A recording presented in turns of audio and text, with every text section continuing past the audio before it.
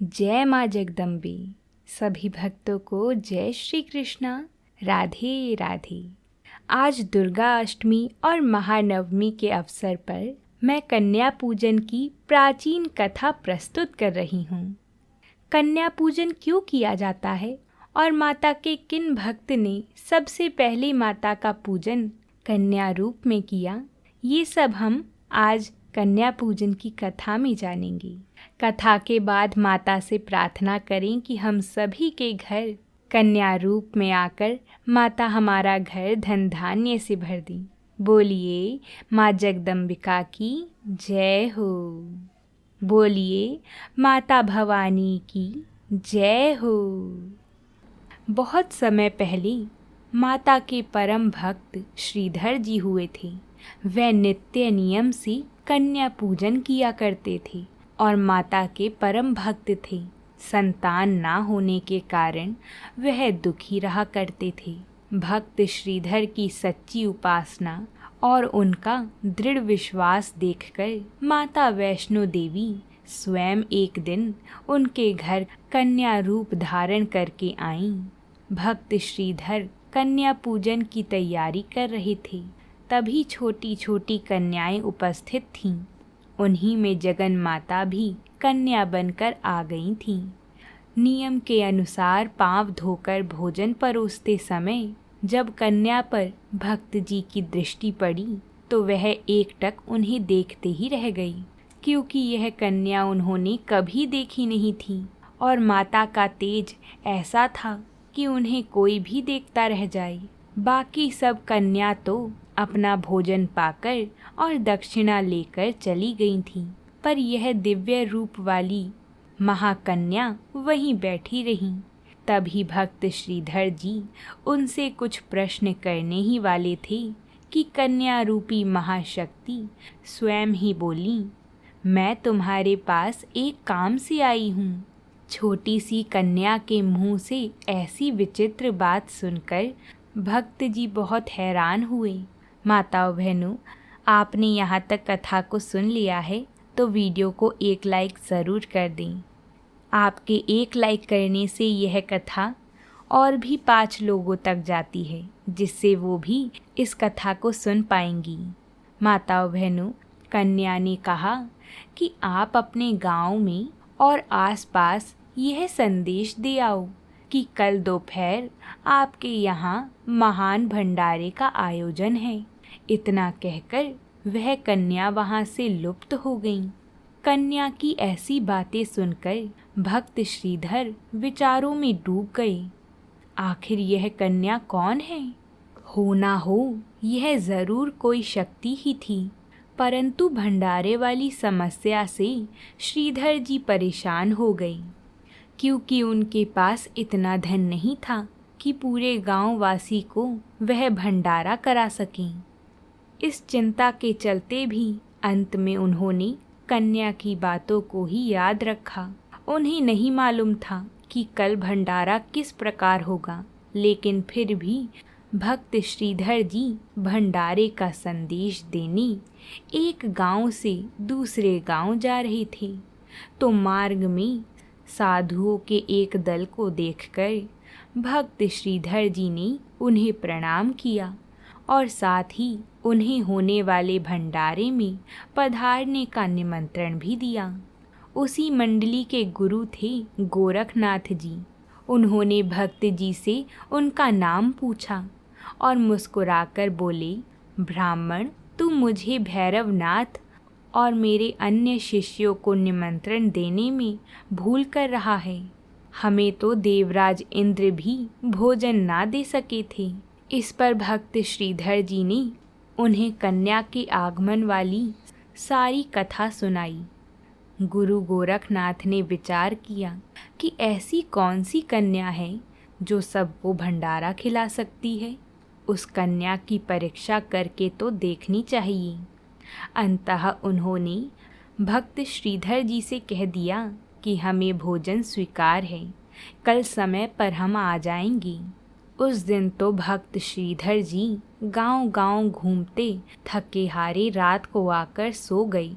सुबह होते ही भक्त श्रीधर फिर इस विचार में खो गई कि मुझ में तो इतने बड़े भंडारे की सामर्थ्य नहीं है। भंडारे का प्रबंध कैसे होगा। ना मालूम समय कब बीत गया और भीड़ एकत्र होने लगी। गुरु गोरखनाथ और भैरवनाथ जी अपने शिष्यों सहित वहां आ पहुँचे। भक्त श्रीधर जी चिंता में बैठे थे कि अचानक ही दिव्य रूप वाली वह कन्या फिर प्रकट हो गई और श्रीधर जी के सम्मुख आकर बोली, अब सब प्रबंध हो जाएगा। उठिए और योगियों से कहिए कि कुटिया में चलकर भोजन करें। श्रीधर जी उत्साह से उठे और गुरुजी से भोजन के लिए कुटिया में पधारने को कहा तो गुरुजी बोले, हम शिष्यों सहित कुटिया में नहीं आ सकते क्योंकि स्थान बहुत छोटा है। इस पर श्रीधर जी बोले, जोगीनाथ, उस दिव्य कन्या ने ऐसा ही कहा है। जिस समय जोगी कुटिया में गए तो सब के सब आराम से बैठ गए, फिर भी जगह बची रही। बाहर भी सब लोग बैठे थे। कन्या ने जब अपने एक विचित्र पात्र से सबको भोजन देना आरंभ किया तो श्रीधर जी प्रसन्न हुए और बाकी सब हैरान। यह देखकर गुरु गोरखनाथ जी और उनके शिष्य भैरवनाथ जी ने परस्पर विचार विमर्श किया कि यह कन्या अवश्य ही कोई देवी शक्ति है। यह वास्तव में कौन है, इसका पता लगाना चाहिए। जिस समय कन्या सबको भोजन परोसती हुई भैरवनाथ के पास पहुंची तो भैरवनाथ ने कहा, कन्या, तूने सबको उनकी इच्छा का भोजन दिया है, लेकिन मेरा मन कुछ और चाहता है।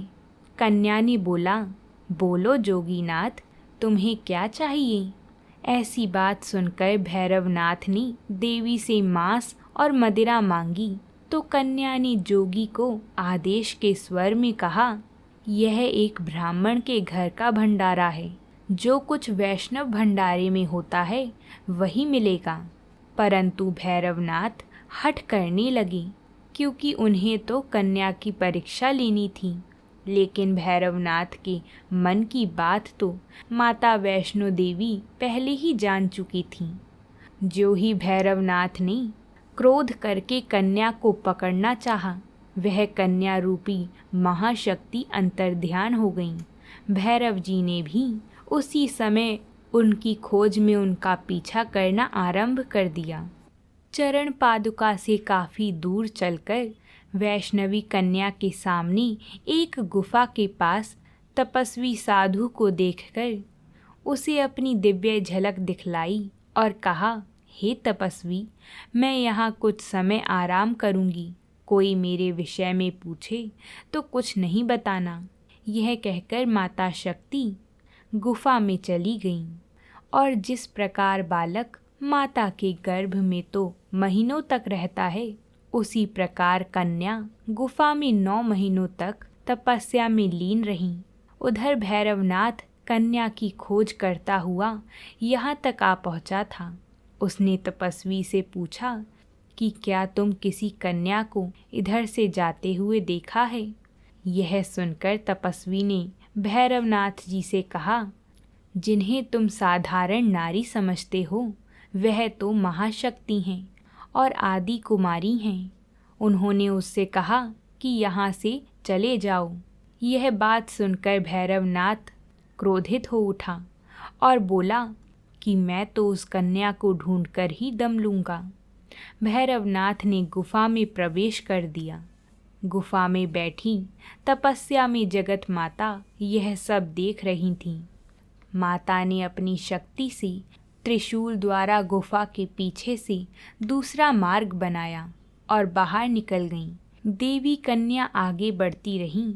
भैरवनाथ भी उनका पीछा करते रहे। देवी ने भैरव को आदेश दिया कि जोगी, तुम अभी वापस चले जाओ, किंतु भैरव ना माना। चाहती तो महामाया सब कुछ कर सकती थी, परंतु भैरव की जिज्ञासा भी सच्ची थी। अंत में देवी त्रिकुटा पर्वत की सुंदर गुफा तक पहुंची। गुफा के द्वार पर उन्होंने वीर हनुमान को पहरेदार बनाकर खड़ा कर दिया और भैरवनाथ को अंदर आने से रोकने के लिए कहा। महाशक्ति कन्या गुफा में प्रवेश कर गईं, तो भैरव जी भी घुसने लगी। तब वीर हनुमान जी के साथ भैरवनाथ का युद्ध हुआ। जब वीर लंगूर परास्त होने लगी, तब फिर स्वयं शक्ति ने देवी चंडी का रूप धारण कर भैरवनाथ का वध कर दिया। उनका धड़ वहीं गुफा के पास और सिर भैरव घाटी में जा गिरा। सिर धड़ से अलग होने पर भैरव की आवाज़ आई कि हे आदि शक्ति, कल्याणकारी माँ, मुझे मरने का कोई दुख नहीं है, क्योंकि मेरी मृत्यु जगत रचयिता माँ के हाथों हुई है। सो हे मातेश्वरी, मुझे क्षमा कर देना, मैं तुम्हारे इस रूप से अपरिचित था। माँ, अगर तूने मुझे क्षमा ना किया तो आने वाला युग मुझे पापी की दृष्टि से देखेगा और लोग मेरे नाम से घृणा करेंगे। तब माता ने ही भैरवनाथ के मुख से बारंबार माँ शब्द सुनकर जगत कल्याणी मातेश्वरी ने उन्हें वरदान दिया कि मेरी पूजा के बाद तुम्हारी पूजा भी होगी और तुम भी मोक्ष के अधिकारी होगी। मेरे श्रद्धालु मेरे दर्शनों के पश्चात तुम्हारे स्थान का दर्शन करने वालों की भी मनोकामना पूर्ण होगी। माता वैष्णो देवी ने भैरवनाथ का कल्याण तो किया ही, उधर भक्त श्रीधर जी को कन्या के अचानक चले जाने से अत्यधिक बेचैनी हुई। उन्होंने खाना पीना भी त्याग दिया था, परंतु माता तो अपने भक्तों के दिल को जानती हैं। इसलिए एक रात स्वप्न में वैष्णो माता ने श्रीधर जी को दर्शन दिए और अपने धाम का दर्शन भी कराया। स्वप्न में ही भक्त जी ने माता के साथ संपूर्ण यात्रा की। सुबह श्रीधर जी उठे तो बहुत प्रसन्न थे। स्वप्न में देखे हुए स्थानों से उनका हृदय अब तक पुलकित था। उसी दिन से श्रीधर जी वैष्णो देवी के साक्षात दरबार की खोज करने लगे। एक दिन स्वप्न में देखे अनुसार चलते चलते गुफा का द्वार उन्होंने देख लिया और उसमें प्रवेश करके माता के दरबार के साक्षात दर्शन करे और अपना जीवन सफल बना लिया। श्रीधर जी ने हाथ जोड़कर जगदम्बे की आराधना की। माता ने उन्हें 4 पुत्रों का वरदान भी दिया और कहा कि तुम्हारा वंश मेरी पूजा करता रहेगा, तुम्हें सुख शांति की प्राप्ति होगी। आज तक उनका वंश माता वैष्णो देवी की पूजा करता आ रहा है। बोलिए माता वैष्णो देवी की जय हो। इस तरह हमारी यह दुर्गा अष्टमी और महानवमी की कन्या पूजन की कथा समाप्त हुई।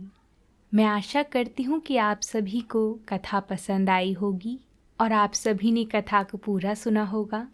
अगर आपको कथा पसंद आई है तो वीडियो को लाइक करें, चैनल को सब्सक्राइब करें और जितना हो सके इस वीडियो को शेयर करें अपने परिवारजनों के साथ।